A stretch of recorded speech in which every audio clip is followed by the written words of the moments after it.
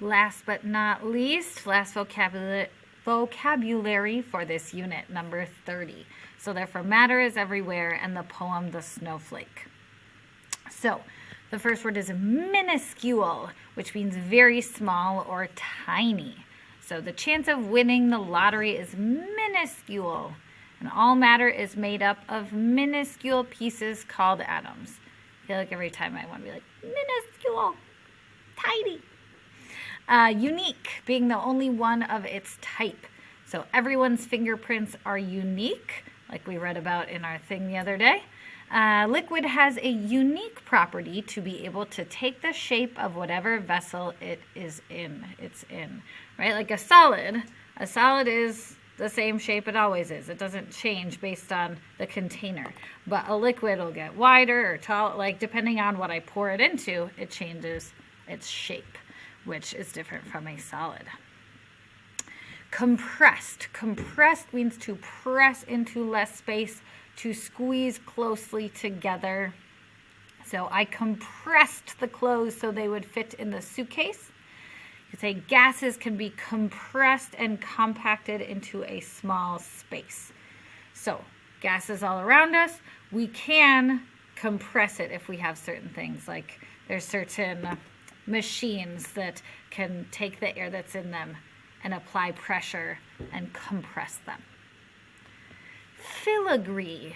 Filigree is a word I would guess not many of you have heard. Any intricate, lacy pattern or form.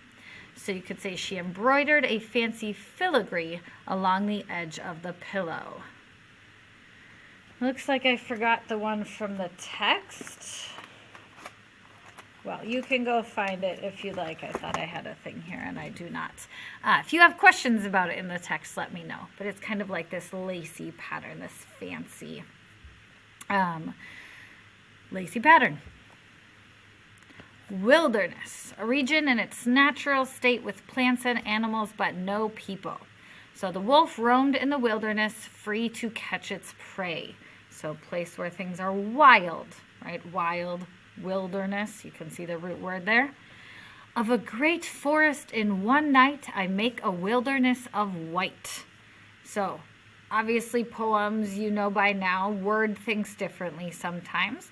So, the snow is talking, saying it makes the wilderness white in one night. Makes the forest white. Crystals, flat surfaces that sparkle and reflect light. So when the water evaporated, it left crystals of salt on our skin. Lots of different ways to use it, but that would be one. Now this was an interesting phrase in the poem. By sky-y cold of crystals made. So it's talking about how the snow is made in a cold sky. It's made of crystals from the cold sky. Now the author, I think, made up a word, sky-y. It's like they took sky and made it an adjective. Like pretty, heavy, funny. A lot of adjectives end in Y. So the author was like, I'll just make up this new word. Authors do that. Shakespeare did it all the time. He's a famous author of plays. So by sky-y cold of crystals made, saying the snow is made of crystals from the cold sky. Anyway, let me know if you have questions, and good luck.